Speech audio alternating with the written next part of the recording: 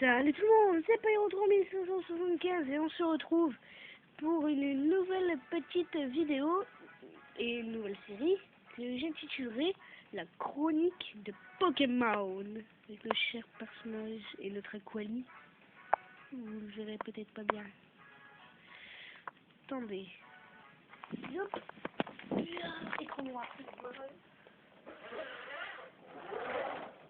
Vous avez une moitié d'écran noir. Vous avez un écran noir, vous avez un écran noir, vous avez une télé, et voilà. Vous avez ouais. Donc, là, cette première chronique se passera en deux parties. La première, ce sera... ça va d'abord se passer sur les évolis. La première se passera...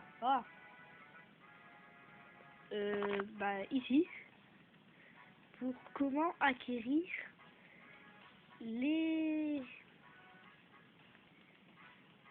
pierres qui font évoluer ces 3 évolis sur 7.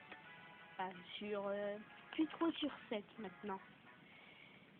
Oui, donc d'abord les nouvelles de la chaîne.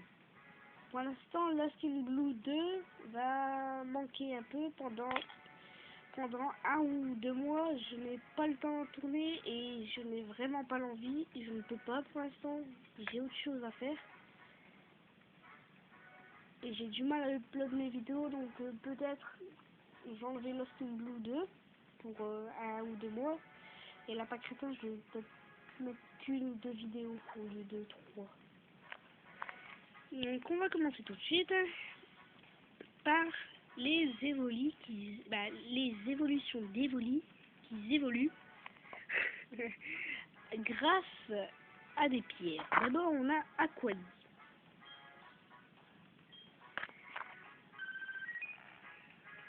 Aquali.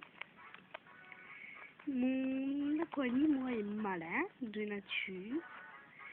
Il est le 14 novembre 2010, donné par le couple de pension, œuf obtenu, le 14 novembre 2010, a éclos sur la route 33, œuf éclos s'emporte facilement.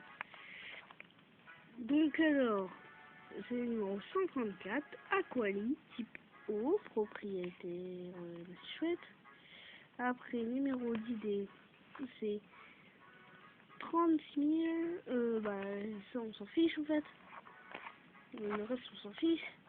C'est comme le numéro ID et tout, c'est juste son nom, son numéro de Pokédex et son type. Il évolue grâce à une pierre O. Vous allez sur une pierre O, vous faites utiliser, vous lui donnez. C'est aussi simple que ça. Après les attaques qu'il peut apprendre, moi je vais après Surf, Siphon, Pistolet à eau, Vive Attaque. Pas Surf. Ah si, bah si, j'ai dit au début. Après moi le mien, bon, ça on s'en fiche des autres trucs. Après, j'ai mon Pyroli. Le Pyroli, comme Pyro. C'est le Pyroli. Rigide de nature, né le 14 novembre également, coupe de pension, œuf obtenu. Au début c'était un évoli, lui aussi. Il a éclos le jour même. Route 34, œuf éclos, esprit rebelle. Yeah! Et du métal. Il évolue grâce à une pierre feu. Après, Voltali. C'est Voltali. Et ne vient pas d'ici, elle vient d'Union Police, apparemment rencontrée au niveau 20, corps robuste, bizarre de nature, 16 octobre 2010. Oui, il a été envoyé. Il était sur Perle. Et il évolue grâce à une pierre foudre, pas une pierre électrique, une pierre foudre. Donc pour les avoir, il vous faut faire 16 épreuves. Si vous êtes premier, vous pouvez avoir dans le 400 et avec un peu de chance avoir dans les 500. Après, vous venez les acheter ici, vous parlez à... excusez-moi, j'avais mal mis la caméra. Vous le mettez ici, vous parlez à elle, vous avez un jogging et tout. Et si vous gagnez, vous pouvez avoir 400, maximum 500, j'ai jamais eu. Après, il y a la boutique, regardez, il y a une noix grume jaune, tout ça. Après, il y a la pierre foudre aujourd'hui, 250. Après, il y a une pierre éclat, une pierre feu, une pierre plante et une pierre nuit. Après, une roche royale et des guérisons.